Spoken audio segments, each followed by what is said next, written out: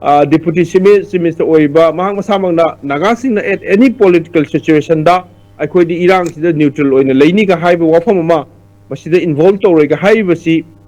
Masi, I couldn't Yamna, section the Yamna, a Paba Kongtang, Haina could the Lobi, Aduna, Masai Ladyba, Posida. Like Sagi, Delina design to Rasu, Aquimiam, see Yaroi, Hivasi, a couldn't let me Narakanda, Iran, Makasa, Thanaba. Mapamani aduga hazik litan gi pose strategically yamaroi ba mapamani ukhul sakhiba tampakagina masigi kano sakhiba lambi si haziksu mi mayam masal koda leiramnina sagi kuki singi area domination gi part amoina mori da baite changandre atopa homja changdrabne litan si makoina control torna bagina makta torpo agenda ni simna khaki hidak thapa khotpagi natte masi lan si gi part amoina torpo poni aduga masi Bharat Sarkar ki full responsibility laibam thui haibasi haibaga loinana accountability responsibility fixed tawdo ne haji hazik security advisor si khudak tama lok thokadaw ne ba governor na natra governor masamang na ai ma apology tawum thokpane ba hazik su aikoi gi home minister oiba Sri Govindas magi mathakta mangonda magi command cam lagi ba khoi khangde ko Chief Minister na Central Security Forces ki High Command ki Chairman oina phamdoribra phamuidoribra akhoi masigi post assert tawba machangi hana encounter counter insurgency operation da Assam Rifle ga Manipur ki Police Commando ga operation joint operation tawra kanda akhoi gi non state actors mayam thengnei haiba paw mayam leirongani ko ado hazik sigi last sahi ani makhai ahum sigi manung seisda Assam Rifle ga Commando के forces का मोगी joint operation तो वे है वैसे तारम हुए वो कई की नोए का असम राइफल ना कुकी करना ना बरोम द लेयन करे सुमाई ना नसाई forces you divide and rule तो नोर बगी याम साथी बपोरा मनी अदुगा security forces तो दी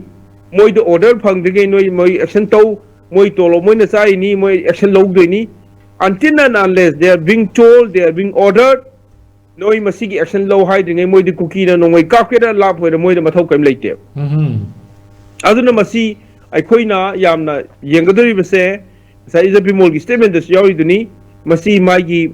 leiba government asi da ho mayam malai aphaba state mayam ma khang lei jiri da saptana community environment wari sanadana telo matam sida shri kem channa kanu hoda base akoi thagadingai oi adum sengna state government gi power bang leiba magi right se reassert tawum thoi authority tawum thoi Haibasi Yanganda, Sai Poppy plantation Yan Badusu. I coin a mobilized or social media, da Poppy plantation Yale Adu Taurena Lauraga, Poppy Yanto, Nateva. Mamangi government dana, Maruina, Sri Biren, social media, Yama campaigns Yam Kantawiko. Masidi police strengthened Tauraga, forest administration strengthened Torba, forest the labor mayam sing, Akoi forest guard cam sheme, Leramoy, Asamda. Rhino, Kakai Mam, Forest Kanan Honabada, full equipment ni my forest guards in the PDC, Manipur forest guard, Kayam Yam Lay Hazip Hazana train to one missing cam like later. Forest guarding the employed to guard Gakwa, my labor mayam sing, my labor administrative labor mayam sing say, strengthen to the Namapang Kalandana, support to the even police commando the labor mayam sing a sea, Mio Karamana Tragana, Southern section Karama. Tangai Padrawadi, Moi Lissing Kun Nipan Kumapan Lay, Sing Manungda, deputation da, Moi Minising Manga, Matara, Ma Forest Mam Sing, Nabagina Magda, permanently high, Mapam Lehenta Gari, Kogi Pupi Poppy Plantation Tagadrava, no Magisal or Nijang of Kumatamda, say a paragraph, a Kogi photo card number, video card number, over campaign to the Yaro, Sigi Posse. Aduna Masima Pamduda, Station Todana, Laydana. Administration strengthen Torakanda Pubi plantation Yalakaduino.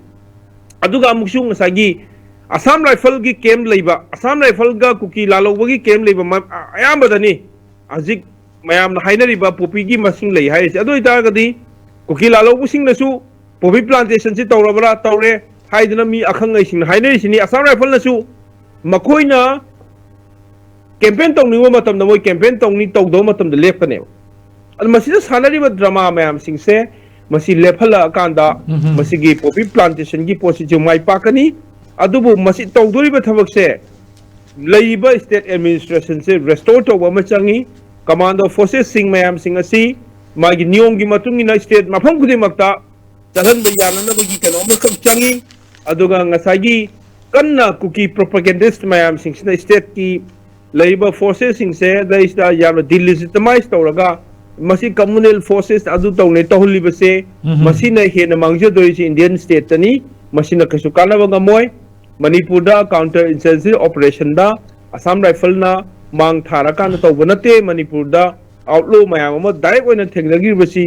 Labour police forces सिंगसिना कन्ना बमांग दा front तौरका नंगमखिबनी